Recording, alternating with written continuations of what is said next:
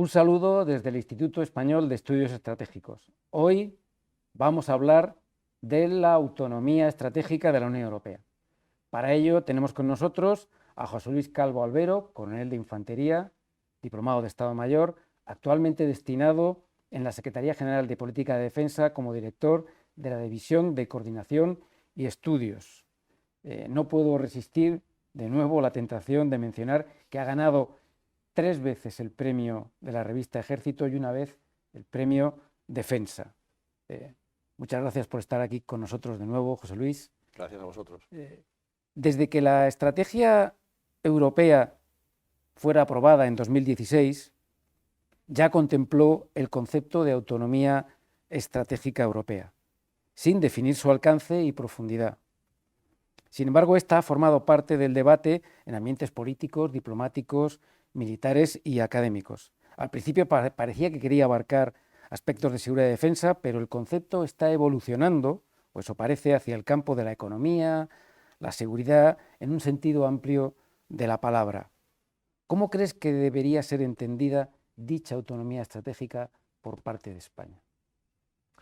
Bueno, efectivamente, la autonomía estratégica nació desde el área de la seguridad y la defensa, con esa idea de que Europa dependía demasiado de Estados Unidos y que Europa, si en algún momento la Unión Europea se convertía en ese organismo supranacional con su propia política exterior, pues necesitaba una política de seguridad y defensa propia y necesitaba, por lo tanto, cierta autonomía, cierta capacidad de actuar en solitario o por su iniciativa, o no en solitario, pero sí al menos por iniciativa propia, ¿no? Habría que partir de un punto, y es que actualmente nadie tiene una autonomía estratégica completa, ni siquiera Estados Unidos, ni siquiera China. Es decir, en el mundo globalizado actual, incluso desde un punto de vista puramente militar, Estados Unidos necesita aliados. Es decir, si él interviene, él tiene una capacidad para hacer intervenciones de cierta duración, cierta intensidad, pero se agota con el tiempo. Entonces, todo el mundo necesita aliados. Y sencillamente hay amenazas a la seguridad que no se pueden abordar en solitario: el cambio climático, el crimen transnacional, el terrorismo internacional. Es imposible que un país solo lo aborde con sus propios medios. Yo creo que habría que volver a esta idea de la autonomía estratégica en el campo de la seguridad y defensa. Lo que pasa es que, lógicamente, la seguridad y la defensa tiene unos aspectos industriales, tiene unos aspectos de talento y tiene unos aspectos científicos y tecnológicos. Es decir, de nada te vale servir tener un ejército magnífico si no tienes acceso, por ejemplo, a productos energéticos, a materias primas que te proporcionen energía, si no tienes acceso a determinados componentes industriales, ¿no? Entonces, habría que entenderlo en un sentido amplio, pero yo lo centraría más en la seguridad y la defensa, porque si no nos vamos a algo inabarcable, ¿no? Es decir, no tenemos autonomía estratégica porque nuestras importaciones de alimentos se vienen del exterior, nuestras importaciones de energía vienen del exterior. Al final es algo inabarcable. Hay que centrarlo, yo creo, en la seguridad y la defensa, esa capacidad de decidir nuestra política exterior y nuestra política de defensa como una Unión Europea, aunque luego tengamos aliados. Y después eso tiene componentes industriales, tiene componentes tecnológicos, tiene componentes de acceso a materias primas que hay que tener en cuenta, ¿no? Pero siempre centrándolo en el aspecto de la seguridad y la defensa. Precisamente en esta capacidad de decidir que has mencionado, sabes que Francia está impulsando la idea de forjar una visión estratégica común que facilite una percepción similar de las amenazas por parte de todos los socios europeos.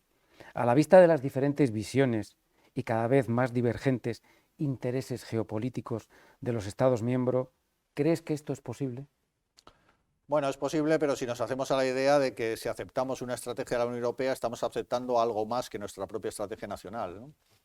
A veces pensamos que una estrategia de la Unión Europea va a ser la suma de las estrategias y de la percepción de amenazas de todos los países miembros, y no es así.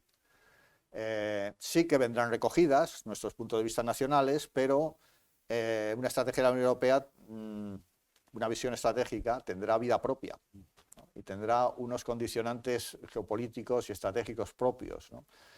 Entonces, algo habrá que sacrificar. Es decir, en una futura visión estratégica de la Unión Europea, todos tendremos que ceder algo. Seguramente nuestra visión vendrá recogida, pero a lo mejor no en la prioridad que a nosotros nos gustaría. Hombre, a Francia, lógicamente, pues le gustaría que la visión estratégica de la Unión Europea coincidiese con la suya propia, ¿no? Porque además ellos sí que es verdad que son uno de los países que tienen una visión estratégica bastante clara, ¿no?